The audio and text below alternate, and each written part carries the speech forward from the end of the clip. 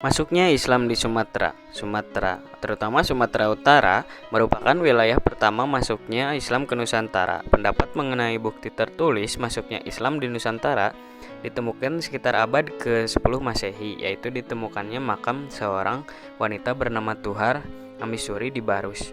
Catatan lain menyebutkan makam bertuliskan Siti Tuhar Amisuri di Barus ditemukan pada abad ke-13. Peninggalan tersebut merupakan salah satu peninggalan Islam tertua di Sumatera, sekaligus sebagai bukti bahwa di Barus pada abad tersebut sudah ada orang yang beragama Islam. Siti Tuhar atau Tuhar Amisuri tersebut adalah seorang keturunan yang berasal dari Arab. Terkait dengan sejarah Islam di Sumatera juga dijelaskan dalam teori-teori dan beberapa buku bahwa ada bukti tertulis lain yang ditemukan. Bukti tersebut menunjukkan bahwa sudah ada orang beragama Islam yang tinggal di daerah tersebut. Satu, berdasarkan cerita Marco Polo. Penjelajah asal Italia bernama Marco Polo singgah di bagian utara Aceh pada tahun 1292 Masehi. Saat itu, ia sedang dalam perjalanannya ke Tiongkok dari Persia melalui jalur laut. Saat tiba di Perlak, ia menjumpai penduduk yang beragama Islam dan banyak juga pedagang Islam dari India yang giat menyebarkan agama Islam. Dari hal ini, dapat diketahui bahwa Islamisasi di wilayah tersebut belum lama berlangsung. 2. Makam Malik As-Soleh. Makam Malik As-Soleh ditemukan pada abad ke-13 Masehi yang berada di Aceh Utara. Dalam hikayat Raja-Raja Pasai, Malik As-Soleh dikenal sebagai raja pertama kerajaan Samudra Pasai. Makam tersebut menjadi bukti lain bahwa Islam telah masuk dan berkembang di Aceh pada abad itu. 3. Catatan Ibnu Battuta.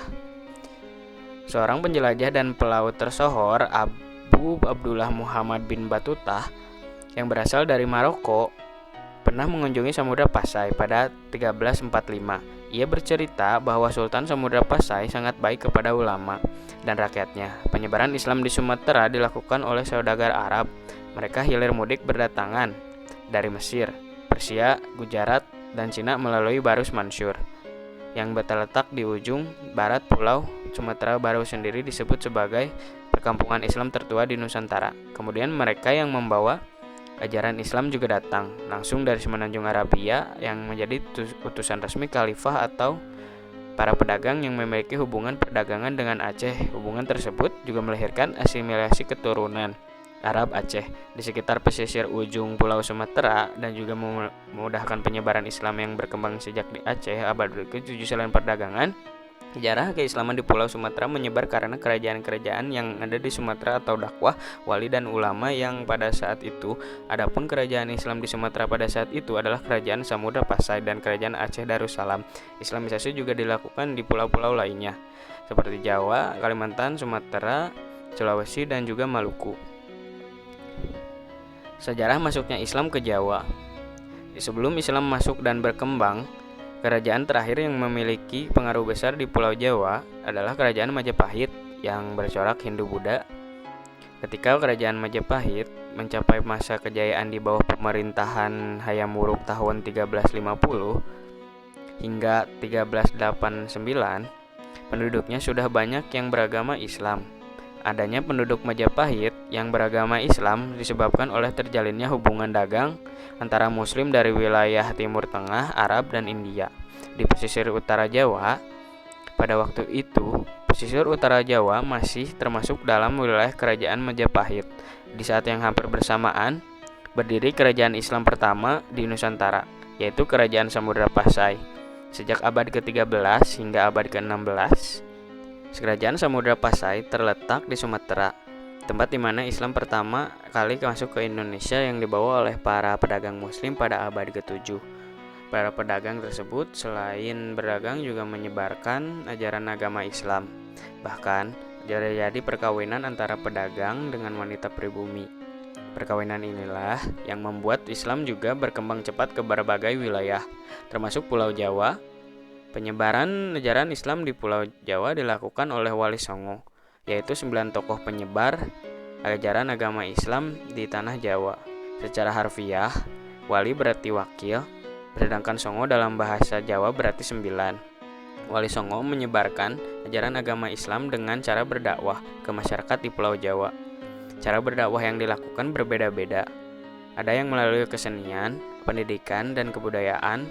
Tokoh Wali Songo pertama yang menyebarkan ajaran agama Islam adalah Maulana Malik Ibrahim atau Sunan Gresik. Oleh sebab itu, Sunan Gresik dianggap sebagai wali pertama yang mengislamkan Jawa. Berkat Sunan Gresik, ajaran Islam pun mulai dikenal dan mengalami perkembangan yang signifikan di Pulau Jawa. Seiring dengan berkembangnya ajaran Islam di Pulau Jawa, pengaruh agama Hindu dan Buddha di Majapahit perlahan mulai meluntur. Di samping melalui para pedagang dan pelayaran, Islam juga berkembang melalui perkawinan. Banyak pedagang Muslim dari Timur Tengah, Persia, dan India akhirnya menetap dan menikahi dengan seseorang gadis Jawa. Alhasil anggota keluarga yang lainnya pun ikut menganut agama yang sama, yaitu Islam. Sejarah masuknya Islam di Sulawesi. Menurut catatan Tom Pires pada awal abad ke-16, Sulawesi terdiri dari banyaknya kerajaan kecil. Sebagian masih memeluk kepercayaan animisme dan dinamisme. Di antara kerajaan-kerajaan tersebut, yang paling terkenal adalah Kerajaan Gorontalo, Bonewajo, Sopeng, dan Luwu. Pada abad 1560 sampai 1565 Masehi, pada saat itu, di Kerajaan Gorontalo sudah terdapat kelompok-kelompok masyarakat Muslim yang cukup besar. Berkat jasa Datuk Ri, Bandang, dan Datuk Sulaiman, penyebaran dan pengembangan Islam menjadi lebih intensif dan mendapat kemajuan pesat. Pada tanggal 22 bulan 9 tahun 1605, Raja Goa yang bernama Karangtanegalo memeluk Islam dan bergelar Sultan Alauddin.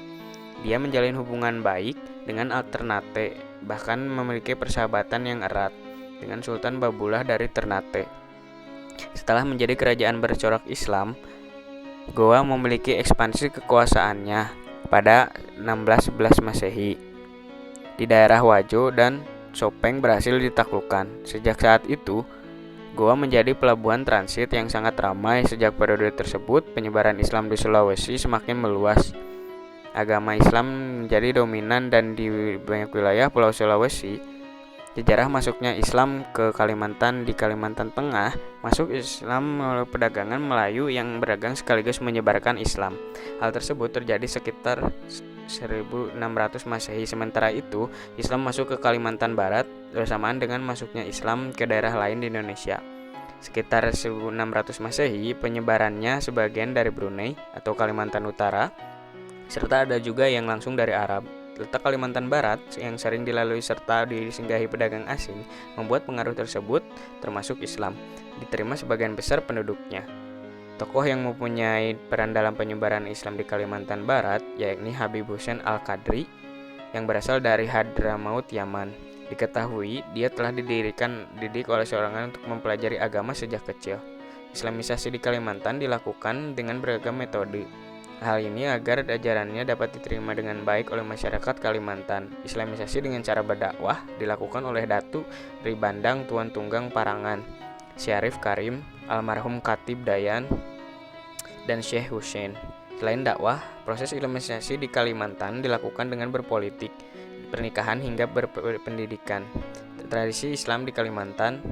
Setelah masuknya Islam di Kalimantan, ada tradisi Islam yang dilakukan oleh masyarakat Kalimantan. Tradisi itu adalah membuat bubur Asyura guna memberikan tahun baru Islam. Bubur Asyura terbuat dari 40 jenis bahan seperti sayur, jagung, kacang-kacangan, umbi-umbian, dan lain-lain.